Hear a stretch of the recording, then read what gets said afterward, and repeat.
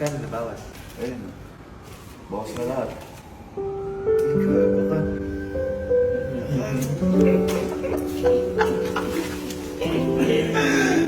Naiiyak na ako. Sabi bawas na. Hindi, boy. So, ngayong araw po, magkakasama kami ngayon dito. At hindi, alam di ba kung ano gagawin natin ngayon? Hindi ba? Ayan, wala silang idea ngayon kung ano gagawin namin ngayon. Kasi boy, di ba, alam niyo naman na meron akong best friend.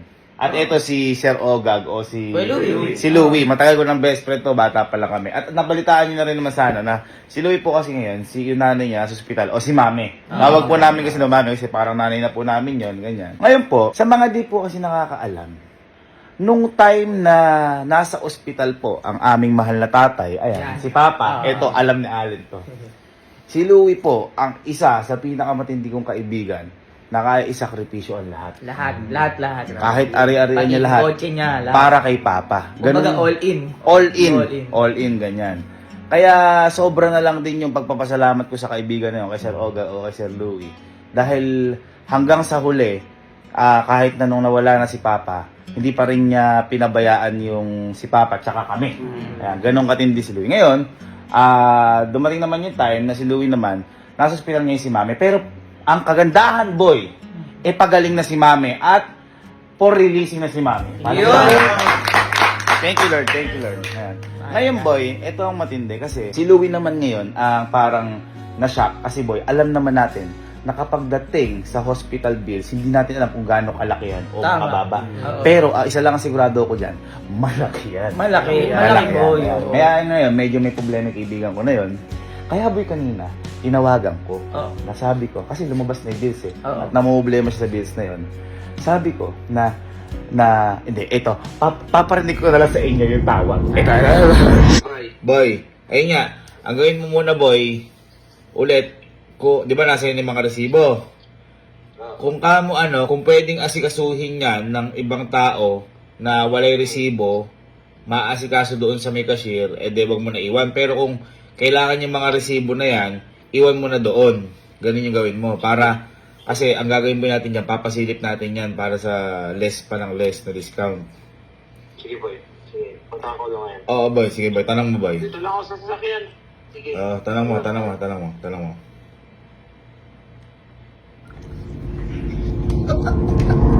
Yan. Kaya ngayon, ang ginawa ni Louie, ibinaba niya ngayon ulit yung mga resibo, kasi akala niya may mag-aayos. Nasabi ko kasi, nahihingan ko siya ng discount, may connection, gano'n. Hindi niya alam. Yung connection na sinasabi ko ako din yun. Ako din yun. Kumbaga, syempre, napakaliit na bagay na to para bawian si Louie. Tama. So, syempre, Tama. what our friends are for if we are five? Kaya ba ngayon, ang gagawin natin, punta tayo boy sa hospital ngayon, settle natin yung bills ng best friend ko, at saka tingnan natin kung iiyak. kasi kasama magkakaibigan po, kapag umiyak, parang talo. Kasi wala po kasi yung nag-iyak-iyak sa amin, pinipigil. Siyempre, mga lalaki. Kaya titingnan natin kung mapapaiyak natin ngayon si Louie. At saka kidding aside po, ang magkakaibigan, yan dapat ang nagtutulungan. At dapat mas nandiyan ka sa oras ng mga pangangailangan o kalungkutan, hindi lang sa oras ng kasiyahan. Kaya tara na. Sakto pala naka-helmet na si Kelsey o motor na to. Ayun si Mama. Eto, hindi rin alam ni Mama to. Ma, hindi mo tayo uwi ngayon. Oh, bakit? Pumunta tayo ngayon ng ospital. Kasi di ba nga, na-hospital yung nanay ni Louie. Oh. Di may kinawento kasi ko sa kanila kanina, di ba? Naalala mo nung na-hospital si Papa, si Louie, halos all in sa atin lahat. Halos ibibenta yung sakyan, para lang kay Papa. Kaya ngayon si Louie na parang medyo namumblema ngayon sa bill naman ni Tita. Kaya ngayon, gaganti naman tayo. Di ba, boy? Ha? Gaganti naman tayo. At sa'yo lahat kukunin pambayad. Wow! Nandito ngayon si Tita at sila Louie. Pero nandun daw si Louie ngayon sa kwarto nila. Naalala ko pa noon. Lagi din kasi namin yung tinatakbo si Papa. Di ba, Mama? At lagi din, andito si Louie noon kapag may emergency. Kumbaga suki tayo dito eh. Suki kami dito. Lalo kay Papa. Halos araw-araw ang tinatakbo si Papa. Ay, hindi dyan. Ito na, ayun. Yun na nga yun. Hindi ko alam eh. Ito na nga, Alin. Alam ko ma'am, iniwan po dito daw yung mga resibo-resibo po. Bali, nakalabas na po yung patient. Hindi po. Naka-admit po po. Papalabasin ko na po. Bali, na din po siya lalabas. Opo. Sasettle ko po muna. Pero huwag niyo muna sasabihin yung surprise kasi ma'am. Ay, okay. Sige. Kumputin lang din po ako ng Hintayin po. Dito na po yung sa cashiers. Pero hihintayin po muna namin dito or Cashier na po kami. Antayin po natin yung pinaka. Sige Dito po. po.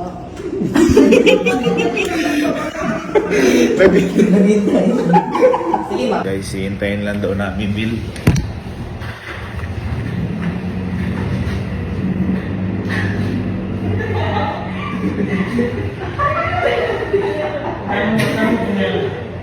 Ang paano ba? Napalabas natin si Madam. Ano yun? Good evening to everyone. The time now is already 9 p.m. and we would like to inform you that patient visiting time is over. Kanina ihabol ko din pala ko sa AM duty kanina. Tapos meron na siyang statement of account. Ito na po lahat. Nahabol po. Buti mong nakatakbo, ma'am. Nakuha po. No? Ito na yung pinaka-total, sir. Wala lang po kami babalikan. Wala na po sir. Ma'am, Paul, yun, Kasi- wala naman daw dalaw. Ma'am, pa yung pinag-intay nyo kami dun. Mukha yun. Okay. Kami na bahala dun, sir. Sinisi pa si Ma'am sa'yo.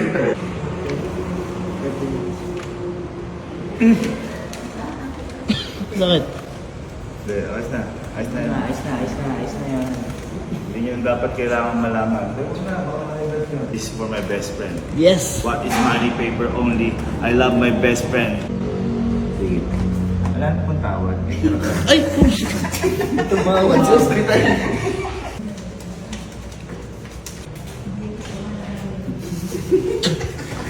Amen. Bilang na. Si mama. Sabihin naman po dito kay Sobra. Hospital ka? Sige.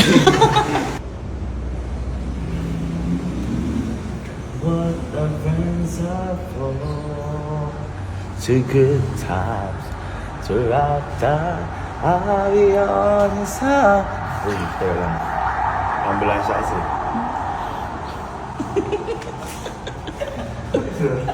Yung boses mo kasi. Yung boses mo kasi. Ambulansya kasi. Tumugma yung pitch. Tumugma yung pitch ng boses ko. Tita? Tita kami din. Tumugma yung pitch. Di ba? Gumanang din yung boses ko. Okay. Tumono. Mama ka. Tawang-tawa. Di ko. Tumatawa lang naman si tita. Hindi na, okay lang. Sisiyar na pa si Mama.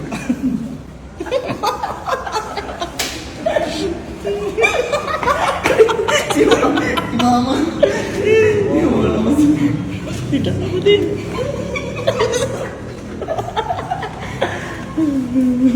Galing.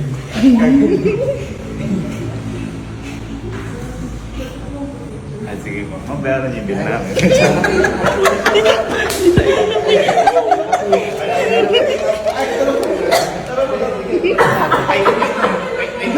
Nagamitan mo namin. Tinatawagan ko yung kapatid ko, idol ko, nasa taas. Kaya lang mga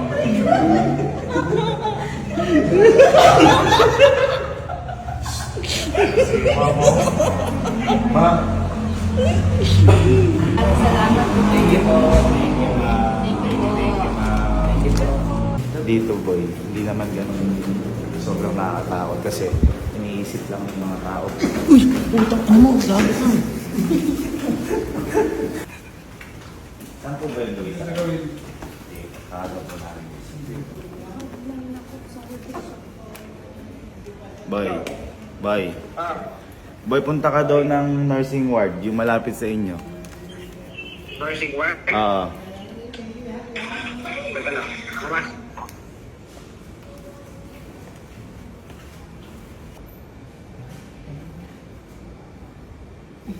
Nga ba? Boy. Hindi. Boy. Ay, hindi ko Ano ko na, di ba sabi ko sa'yo, iwan mo Ako talaga. yung mga papel kasi ang tawag doon yung papayos natin, papadiscountan. Discount? Discountan, boy. Oh, Magkano na bawas? ayun. Bawas na lahat. Gago ka. Akala ko bawas lang. Ha?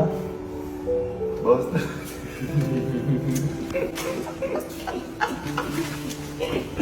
Naiiyak na ako. Hindi, sinasabi ko nga, boy, di ba? Hindi na pa naman problema mo. Hindi na pa kuya sa buhay. Sabi bawas lang. Hindi, boy. Hindi na, sinabi ko kasi kay kala mama din, di ba? Nung si Papa, ready to ano ka? Yung panahon pa ng aksi. Tsaka ano, ready to... Aksigan. Kumbaga, benta lahat. Benta ganyan, benta sa sakyan. Siyempre po tayo Payat nga.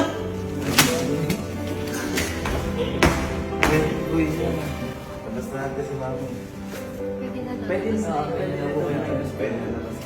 So ba? Pipirma lang daw. Pirmahan lang yung ano. Yung guard tsaka nurse. Ang hirap lang dito, yung napirmahan kasi, ilalabas si mami, pero ikaw maiiwan ka. Ipirma lang siya ng Nurse, nurse. tsaka ng guard. Sa ano. Tapos sa guard sa pagpapala. Akala ko may kakilala ka lang. Hindi, hindi nakilala talaga ako sarili ko. Andyan si mami natutulog. Ginising. Menos! Menos yung bill! Wala akong babayaran! Kamusta mami ko? Ah, Wala na akong babayaran! Hindi mo kakilala niya daw yung sarili niya!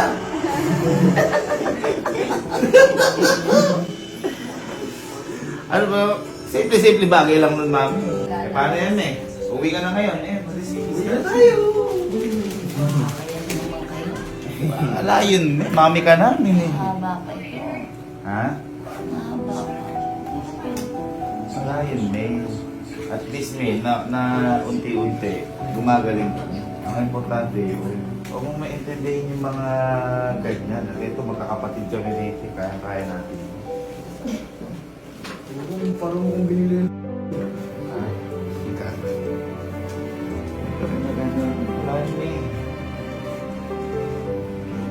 Eh, mas mahirap, May, kung hindi ka magpapa-hospital. Naku, hindi may tulong yun. Ano yung obligasyon namin yun, eh. Nakaibigan, ibang kakapatid kami dito, eh. 3 days na ako din naliligo yata.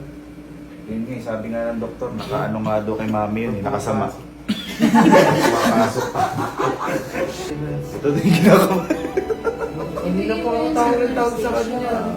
Boy, ilagay mo dyan, may kakilala ako. Oo, Sabihin yun. ka ako. Hindi kasi kakilala ko to eh. Hindi to papayag ng ano, ng boy. Ako bahala dyan. Hindi papayag. Makakauwi na. Tara, may. Uwi na tayo. Ha, uwi na tayo. Iwan mo na yung laptop. Wow. Joke lang. Mabuti na na yun. Thank you, love you. Oh, good. Love you. Kilala ko pa sa sakyan. Meron naman pala. Pero po, doon na lang siguro. Sakto mami, dala ka big bike. Pag tayo lang. Ay, sayang. Kala ko magaan yung dala ko helmet. Alam, magaling na ako. May dala ka Me, ito yung magdadrive sa'yo. Naka-helmet na yun. Ano, me? Uwi tayo, me? Ganun lang naman yung buhay eh, di ba? Pahalagahan natin kung sino yung mga nakapalibot sa atin ngayon. Lalo na syempre yung mga kaibigan natin. Gaya nga ng sabi ko kanina, dapat mas nandiyan tayo kapag sa oras ng pangangailangan o kalungkutan. Kasi madali na kapag masaya tayo eh. Madali na kapag tumatawa tayo eh. Ang tanong, nandiyan ka pa sa oras ng kalungkutan? Kasi mas kailangan ng bawat isa kapag dumating na ang punto ng ganitong klaseng problema.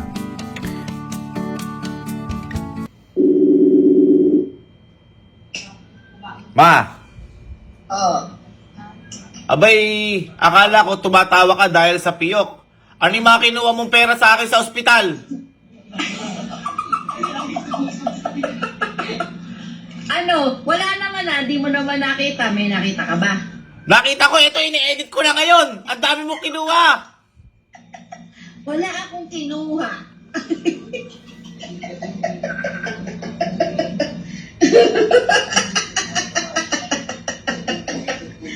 Tara, magbayad ulit tayo sa ospital. Ay,